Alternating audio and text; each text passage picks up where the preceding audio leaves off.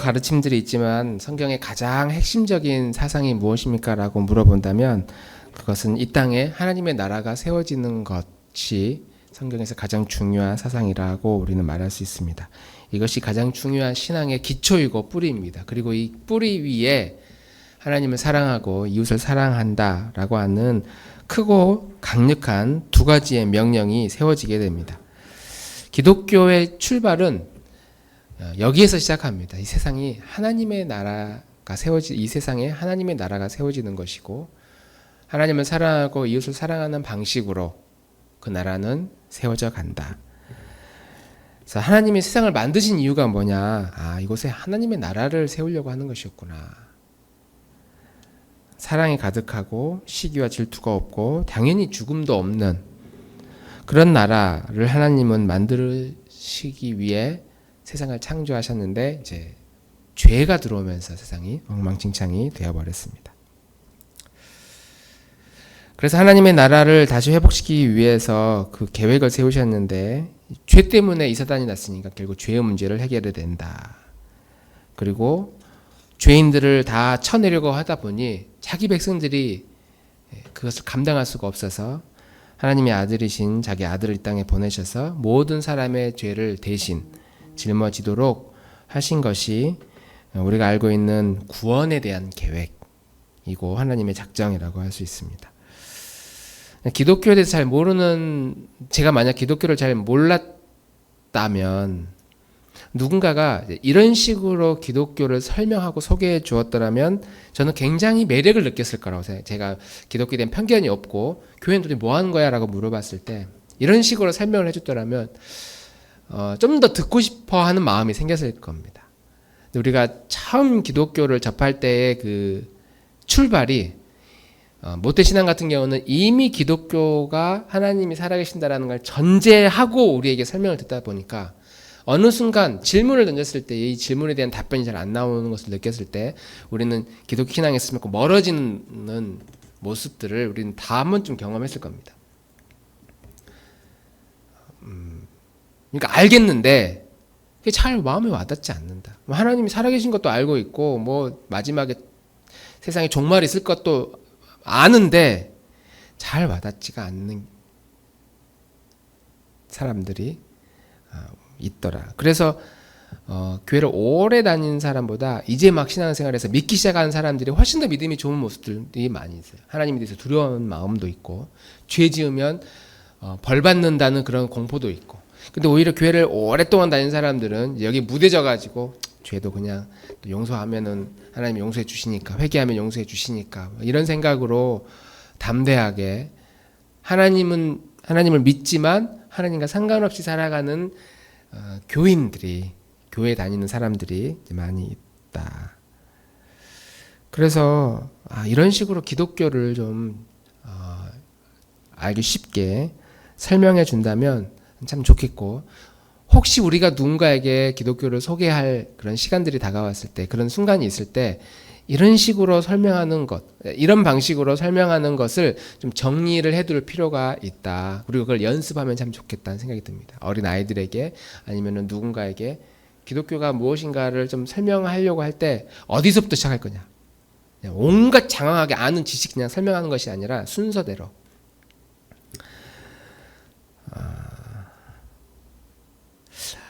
아파트나 큰 빌딩이 세워지는 건설 현장을 이제 자주 보다 보니까 진짜 신기한 게 많아요. 진짜 신기한 게 많습니다. 그냥 우리는 저기는 뭐 몇 년 동안 건물도 안 올라가고 땅만 파고 있는 것 같다라고 느끼는데 그 땅 파는 일 가운데 얼마나 많은 사람들이 준비하고 계획하고 또 땅 파는 그 과정이 또 정밀한지 그걸 뭐 설계하는 사람, 설계 시공하는 사람, 또 똑같은 포크레인, 땅을 이렇게 흙을 파는 포크레인인데도 바퀴가 있는 포크레인 아니면 그 탱크 바퀴가 있는 그런 포크레인, 이 다 역할이 다르거든요. 땅을 파는 기계, 땅에 구멍을 뚫는 기계, 벽에 구멍을 뚫는 기계, 뭐 온갖 장비들이, 다양한 장비들이 순서대로 들어왔다 나갔다 들어왔다 나갔다, 자기 역할 일 다 끝나면 다 철수하고 또 다른 장비들이 들어와서 일하고 또 철수하고.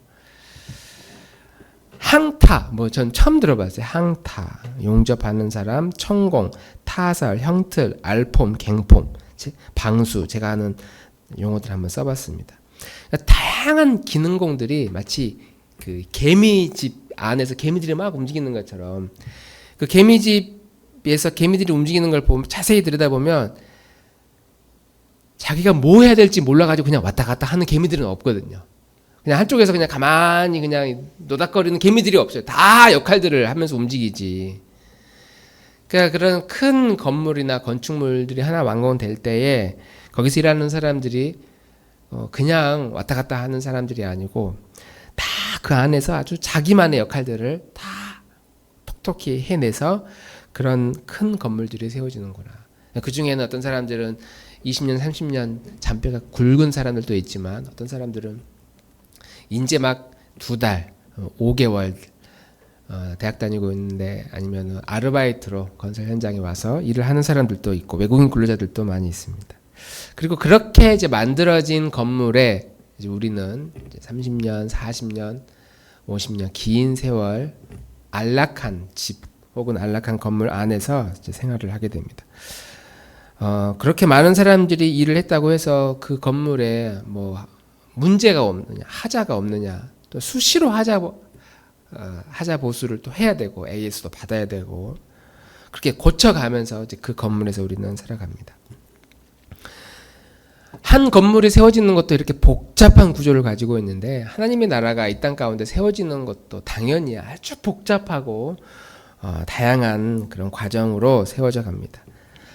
한 사람이 아주 뛰어난 업적이 있어서 그 사람 때문에 하나님 나라가 세워지는 것이 아니라 온갖 다양한 사람들이 다양한 기술과 은사들이 모아져서 거대한 나라가 세워지고 지금 우리가 모여있는 이러한 자리도 거대한 하나님의 나라가 세워지는 데에 한쪽 구석에서 지금 중요한 역할을 하고 있다.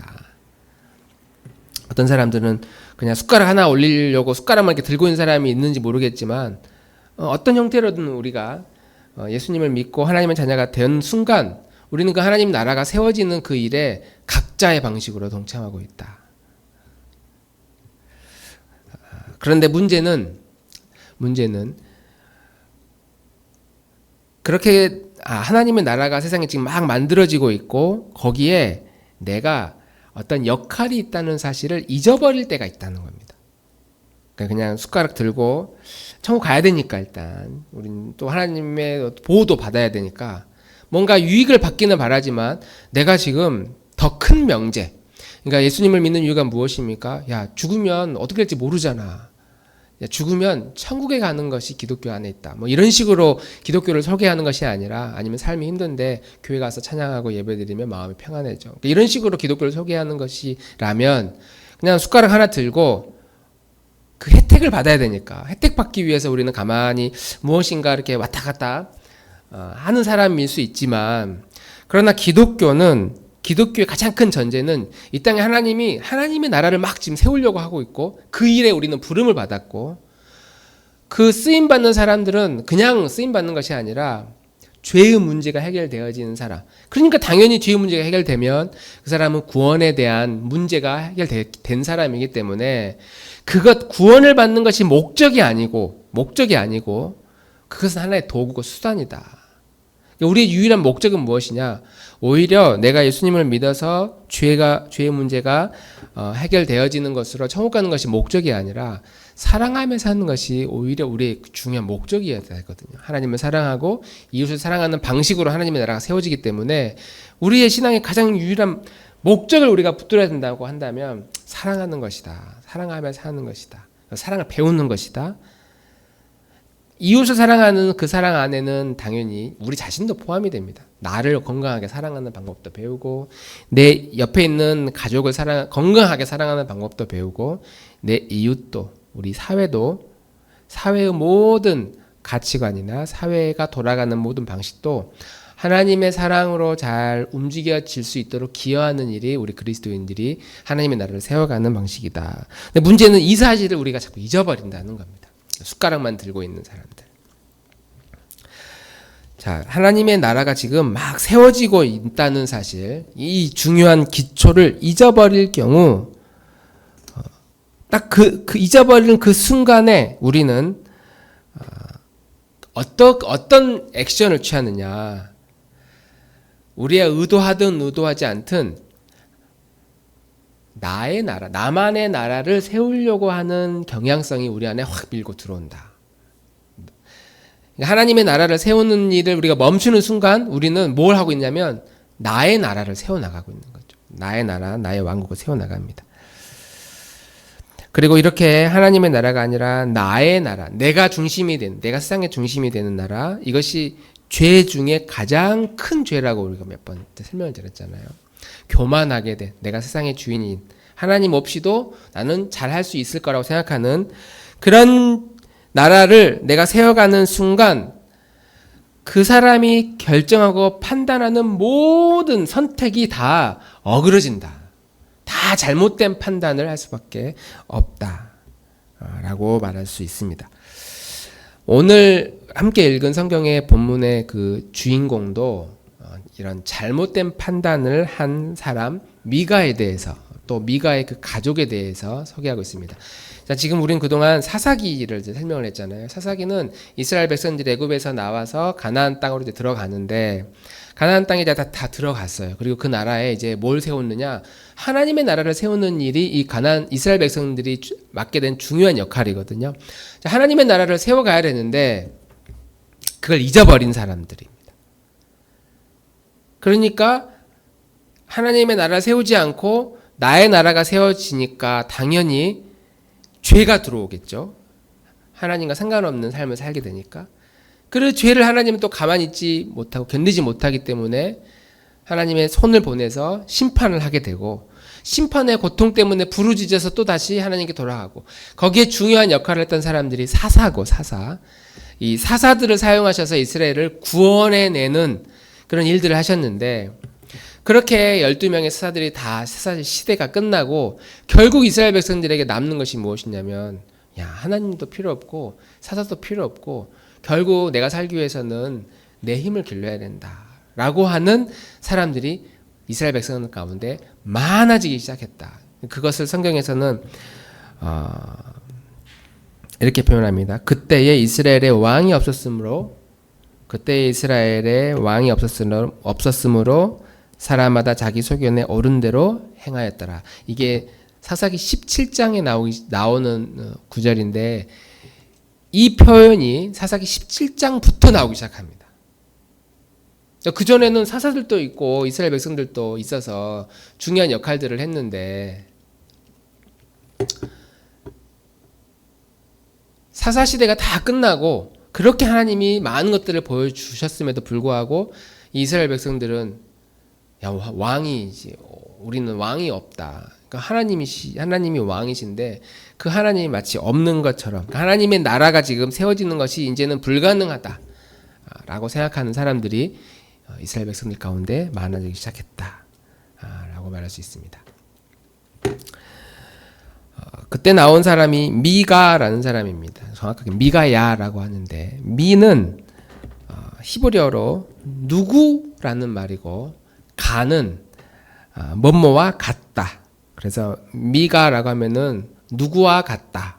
미가야 그런데 야는 이제 여호와 하나님을 말하는 것이고, 그래서 하나님과 같다. 누가 여호와 하나님과 같냐? 이제 이런 질문에 대한 이 뜻을 가지고 있는데 굉장히 좋은 이름이거든요. 미가야라고 하는 그 단어 이름의 뜻은 성경에 나오는 그 미가서에 나오는 미가와 같은 의미입니다. 인물은 다르지만 미가야 그러면 누가 여호와 하나님과 같을 수 있느냐? 어떤 신도 여호와를 대적할 수는 없다. 이런 좋은 뜻의 이름을 가진 사람입니다. 그러니까 이런 사람은 마치 사명을 가진 사람, 태어날 때부터 삼손과 같이 너는 굉장히 특별하고 의미 있는 사람이야 라고 해서 이 미가야의 부모가 미가의 이름을 지을 때에 믿음과 신앙으로 이 아이를 양육해야겠다는 의지가 들어가 있다고 볼 수 있죠. 그러니까 이 집안은 하나님과 상관없는 사람이 아니라 하나님을 믿는 집안입니다. 모태신앙으로 기독교 집안이라고도 볼 수 있습니다. 에브라임 산지에 미가라 이름하는 사람이 있었다. 그런데 있었는데 현실은 하나님을 믿기는 믿지만 정확하게 믿지 않는, 하나님을 더 이상 왕으로 생각하지 않는 사람들이 이 사람들이다. 뭘 보면 알 수 있냐면 이 사람들이 지금 어디 살고 있냐면 산지에 살고 있거든요. 에브라임 산지. 이 산지는 젖과 꿀이 흐르는 땅이 아닙니다. 하나님은 이스라엘 백성들을 가나안 땅에 들여보내실 때 좋은 땅에서 살기를 원하셨는데, 근데 그 땅은 이미 원주민들이 점령하고 있으니까 싸워서 그 우상 세력을 밀어내고 거기에 하나님이 나라를 세워야 되는데, 이 싸우는 걸 포기한 사람들은 그냥 산에 들어가서 하는 겁니다. 기드온처럼 무서워서 동굴에 숨어가지고, 야, 우리는 저들이 얼마나 힘이 센지 아느냐, 그러면서 이렇게 벌벌 떨면서 숨어서 지내는 사람들, 그냥 야, 여기도 살만해 하면서 나는 그냥 이렇게 살 거야 하면서 산지 속에 자기만의 터를 만들어 놓고 자기만의 그 프레임을 만들어 놓고 난 이렇게 사는 게 난 좋아라고 하면서 살아간 사람들이 에브라임 산지에 살았던 오늘 이 미가와 그 가족들인 겁니다. 가나안 정복 전쟁보다 그냥 타협하고 그냥 현실을 택한 사람들. 이 가족의 믿음의 상태가 어떻겠는가를 좀 짐작할 수 있는 구절이죠. 에브라임 산지에 살고 있는 사람들. 어느 날 그 뒤에 스토리를 보면 이 미가의 어머니가 은 1,100을 잊어버렸다고 합니다. 은 1,100. 제가 은 1,100이면 얼마일까 생각해 보니까 오늘날 은 1,100세겔, 그러니까 한 세겔을 무게 단위로 해서 요즘 은값으로 이렇게 시세를 계산해 보니까 약 1,300만 원 정도. 그냥 이게 재산이 아니고 은 1,100을 잊어버렸다라고 한 걸 보니까 현금 1,300만 원을 가지고 있다 그냥 잊어버린 거니까 우리 오늘날로 쳐도 꽤 큰 돈이잖아요. 뭐 아무리 뭐 재산이 뭐 10억 20억 있어도 집에 있던 1,000만 원이 갑자기 사라지면 아유 1,000만 원 사라졌네. 우리 재산에 티도 안 나니까 괜찮아. 우리 중에 그런 사람이 어디 있습니까? 그냥 5만 원 10만 원 잊어버리면 그냥 그러려니 남 좋다 생각할 수 있지만 1,000만 원 잊어버리면 큰 돈이죠. 그래서 온갖 쌍욕을 퍼붓고 온갖 저주를 막 퍼붓기 시작합니다. 성경은 딱 한 줄 설명하고 있는데 옆에서 듣기 거북할 정도로 막 알했을 것 같아요. 이 어머니가 성격이 보통이 아닌 것 같고. 그런데 이 돈 누가 훔쳐갔느냐? 자기 아들이 훔쳐간 거였습니다. 미가가 이 돈을 모르게 훔쳐갔어요. 근데 그 쌍욕을 해대는 그 저주를 해대는 그 어머니의 말에 너무나 무섭고 진짜 저 저주가 나에게 임할까봐 그 두려움과 그 공포가 가득했다. 그러니까 오늘날로 누가 막 저주를 하면 하든지 말든지 그러겠지만 당시에 이 누군가를 부모가 어른이 저주한다라고 하는 이 표현은 사회에서 완전히 매장되는 듯한 공포감을 가져다 주는 거거든요. 그래서 이 아들이 얼마나 무서웠는지 자수를 하네요. 어머니에게 가서 27권입니다. 사실은 제가 그 어머니의 돈을 이제 훔쳐갔습니다. 그러니까 이제 그 어머니가 온갖 저주를 해대고 이게 막 분풀이가 아니라 막 진짜 이 돈 가져간 사람은 막 어쩌고저쩌고 이야기를 했을 때 이 어머니가 갑자기 태도가 돌변합니다. 그러면서 이제 겁이 났는지 실제로 내가 방금 한 이 저주가 내 아들에게 미칠까봐. 그래서 이 저주가 아들에게 미치지 않도록 아들이 다시 갖다 준 1,100세겔 중에 200세겔을 빼서 이걸 이 은으로 형상을 만들어서 하나님의 형상을 만들어서 이것을 신당에 잘 모셔놓고 우리가 경배하고 예배드리자. 이 내용 보면 아주 황당하게 짝이 없는 집안의 분위기입니다. 이게 얼마나 당시에 교회를 신앙을 가졌지만 믿음 생활을 하고 있지만 믿음의 행동, 태도가 얼마나 비성경적이고 비윤리적인 모습을 가지고 있었는지. 말도 안 되는 이 신앙의 형태, 말씀을 왜곡하고 얼마나 무지했는가를 보여주고 있는 장면입니다. 일종의 여기 설명할 때는 뭐 혼합주의라고 하는데 하나님을 믿긴 믿지만 이 세상에서 일반적으로 사람들이 가지고 있는 그런 성향들과 또 내 안의 욕심과 욕망 이게 완전히 막 섞여가지고 믿기는 믿는데 진짜 믿느냐라고 물어봤을 때 답하지 못하고 그렇지만 그러면은 믿지 말고 너 마음대로 살아 그럼 또 그러지도 못한 이것도 아니고 저것도 아닌 그런 백성들의 신앙의 상태를 사사기 17장 6절에 그대로 묘사하고 있다. 같이 한번 읽어보겠습니다. 6절 말씀 시작. 그때에는 이스라엘에 왕이 없었으므로 사람마다 자기 소견에 옳은 대로 행하였더라. 이 사사기 처음 등장하는 문구 여기서부터 이제 등장하기 시작합니다. 하나님이 아닌 것을 하나님으로 여기며 살아간다. 이것이 당시 이스라엘 백성들의 신앙의 모습이었다. 모든 인간의 마음에는 신에 대한 갈망, 종교에 대한 갈망이 있습니다.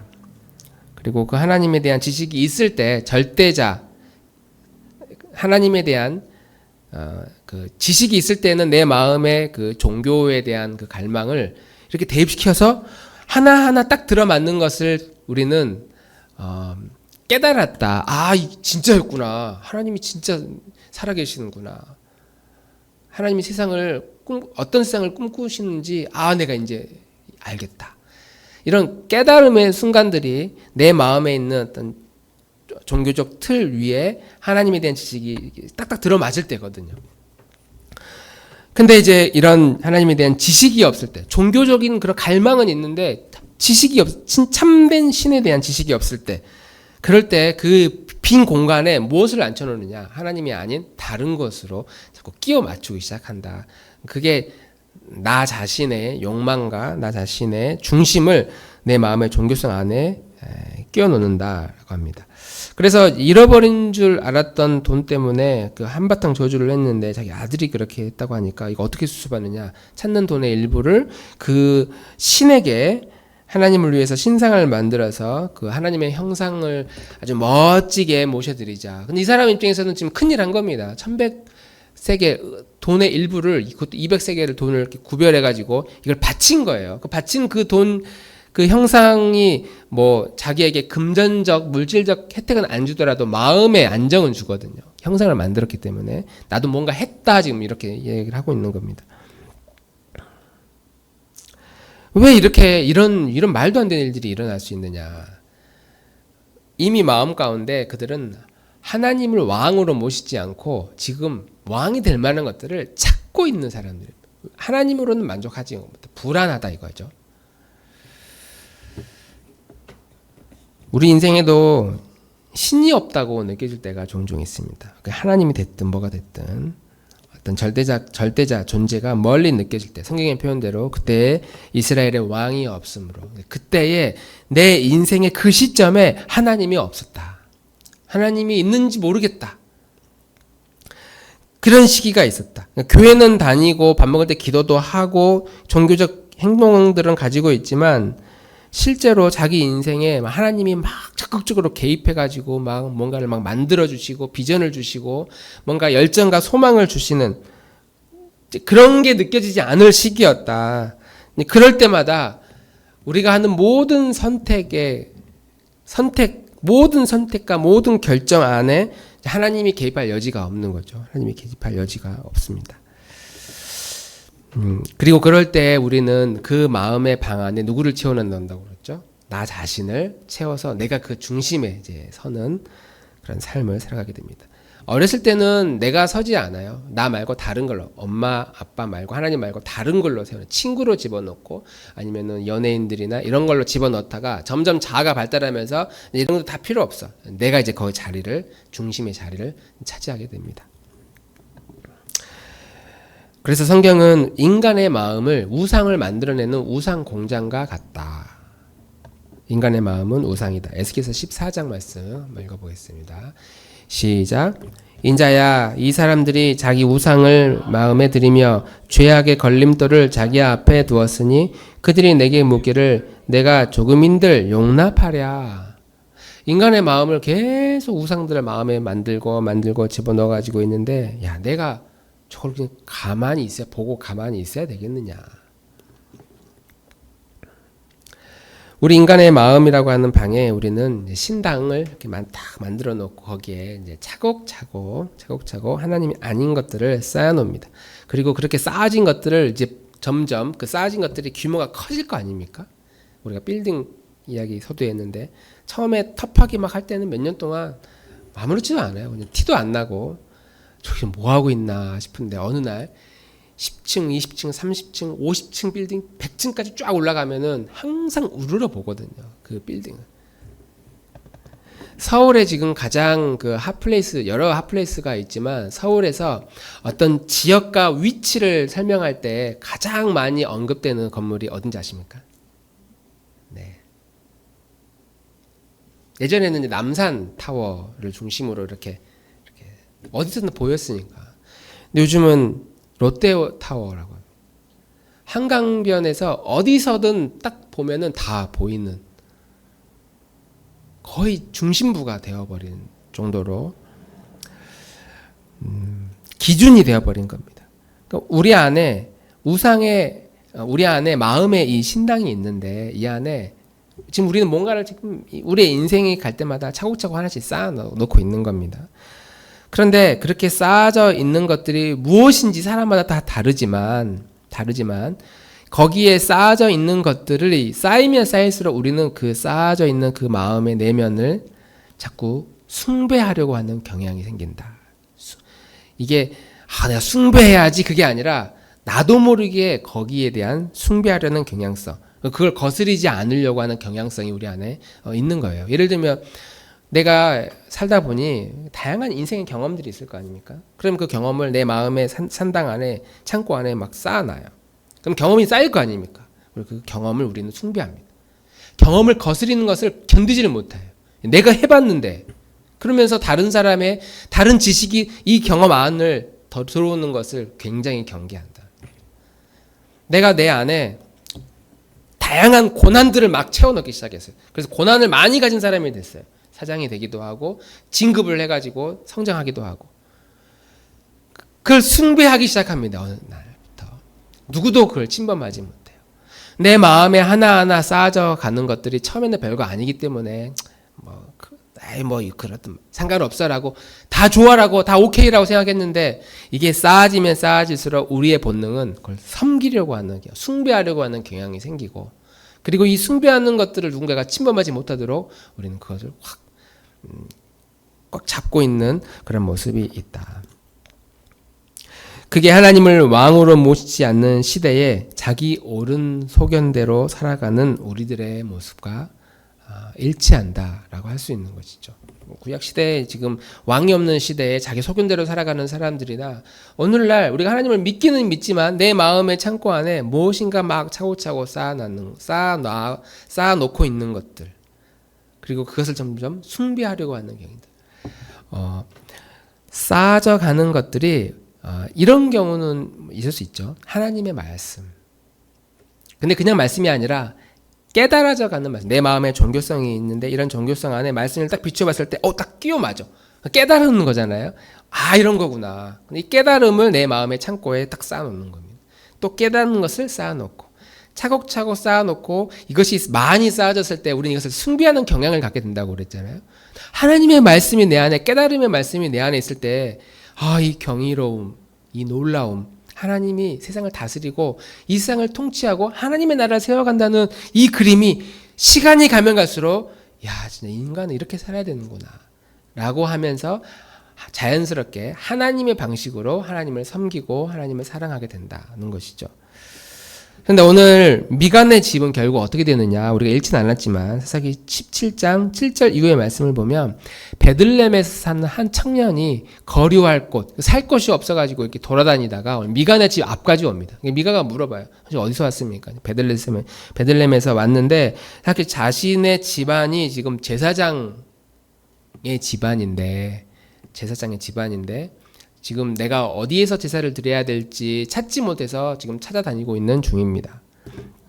그래서 이 미가의 집안에서 이 사람을 전속 제사장으로 채용합니다. 집안 산당도 있겠다. 재산도 있겠다. 그러면 여기에 전속 제사장만 채용하면 이제 완전 퍼펙트한 오늘날로 하면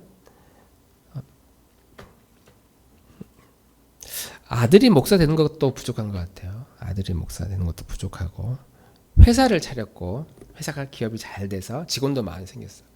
그리고 이제 하나님을 버릴 수 없으니까 하나님의 말씀대로 이 회사가 잘 되기를 기도하고 바라는 마음에 한 달에 한 번씩 목사님을 모시다가 예배를 드리다가 나중에는 채플실을 만들어 가지고 사목 목사님을 아예 고용을 해서 일을 시키는 겁니다. 당신은 우리 회사를 위해서 예배 드려주고 기도해주고 성도들이 문제 있을 때 잘 신방을 해달라. 그런 회사들이 있잖아요. 사목이 있는 회사들이 있습니다. 병원도 있고. 이게 선한 목적으로 사용되면 좋은데 오늘 미간의 집안을 보니까 벌써 우상에 대한 잘못된 신념을 가지고 있는, 하나님에 대한 잘못된 지식을 가지고 있는 사람들이 채용한 그 제사장이 건강한 예배와 건강한 제사를 집례할 수 있었을까? 그래서 이때부터 사사기의 이제 비극, 17장부터 그 다음에 나오는 비극이 시작됩니다. 우상이 없는 시대에 하나님을 예배하기는 예배하지만 말도 안 되는 이런 시대를, 어둠의 시대를 살아가게 되는 것이죠. 이게 오늘날 우리 기독교인들의 모습이고 우리가 믿는 기독교 신앙의 그런 문화의 모습이다. 진리를 탐구하고 찾아가는 것보다 우리는 우리 각자의 마음에 신당을 만들어 놓고 거기에 내가 좋아하는 것들을 막 채워나가고 있어요. 내 인생의 경험들, 내 생각들, 내 마음의 소망을 막 그때 차곡차곡 쌓아주고 두고, 하나님은 내 마음에 쌓여져 가는 내 마음의 중심에 이런 것들이 이루어지는 것을 도와주는 역할에 만족하는 사람들이 많이 있다. 그래서 성경에서 말하는 이 우상과 우상 숭배는 아주 복잡한 개념이어서 처음에는 단순하게 시작하지만 마치 암덩어리와 같이 한번 오염되면 끝까지 모든 것을 오염시켜야 결국 끝장을 내고 마는 강력한 전이시키는 힘을 가지고 있다. 내 삶의 전 영역에 영향을 주는 겁니다. 그래서 팀 켈러 목사님이 마음속의 우상이 결국은 내 삶 전체를 지배한다라고 이렇게 이야기를 하죠. 우리의 삶이 내 마음을 지배하는 것이 아니라 내 마음에 있는 그것이 우리의 삶의 전부를 지배한다. 우리도 모르는 형태로 우리는 우리 안에 마음에 있는 이 우상들이 수시로 힘을 얻고 있습니다. 직업이 우리의 우상이 되기도 하고, 돈의 영역이 우상이 되기도 하고, 우리의 자녀가 우상의 영역이 되기도 합니다. 사회적 지위가 우상이 되기도 하고, 자기의 취미나 개인적 여가 활동도 충분히 일종의 우상이 될 수 있다라고 성경은 말합니다. 이걸 어떻게 할 수 있느냐? 내가 내 물질과 내 시간을 어디로 쓰느냐, 어디로 많이 흘려 보냈느냐를 보면 우리는 내가 어떤 우상을 내 마음의 신당 안에 채워넣고 있느냐, 내 마음의 창고에 채워넣고 있느냐를 알 수 있다라고 할 수 있습니다. 엊그제 이제 뉴스 보니까 좋은 소식보다 좋지 않은 소식들이 공포스러울 정도로 많이 들려오고 있습니다. 8월 달이면 다시 또 큰 전쟁이 일어난다고 이야기를 하고 있고, 세계 경제는 뭐 말할 것도 없이 크게 출렁이고 있고, 그래서 저는 저를 견디지 못하게 하는 가장 큰 그 마음의 좌절이 뭐냐면, 거짓이 마치 진짜인 것처럼 그렇게 왜곡되는 것도 분노가 치밀지만, 많은 사람들이 무엇이 옳고 그른지를 분별하지 못하고 있는 시대에 가고 있다. 그러면 이제 완전 진짜 진흙탕 싸움 아니겠습니까? 이 시대가. 그래도 우리가 과거에는 권성징악, 이 성경의 가르침하고는 좀 차이가 있을 수 있지만 전통 문화 가운데 선하면 결국 복을 받는다, 이런 가르침들이 있었는데, 지금은 선하면 결국 이용만 당하는 시대가 되어버린, 그것도 뭔가 설명할 수도 없는, 열심히 하면 뭔가 보답을 받을 거야 라고 말했지만 열심히 하는 사람보다 머리를 굴리는 사람이 더 보답을 받는 시대가 된 걸 보면서, 야, 우리는 더 이 시대에 어떻게 살아야 되느냐, 무엇을 잘 분별하며 살아야 되느냐. 이럴 때일수록 우리가 기독교에 처음으로 돌아가야 된다. 하나님은 이 땅에 하나님의 나라를 세우기 시작했고, 하나님의 나라가 세워지고, 그 나라는 하나님을 사랑하고 이웃을 사랑하는 방식으로 이 나라가 세워지기에, 지금 득세하고 있는 잘못된 가짜의 것들이 진짜인 것처럼 행동하는 이 시대에 모든 것들이 하나님이 아닌 다른 것들이 스스로 왕이 되려고 하는 그 시대에 이 모든 것들은 결국 다 심판의 대상이고 하나님의 그 진노 앞에 다 사라질 것이라는 사실을 우리가 굳게 믿고 우리가 믿는 이 하나님이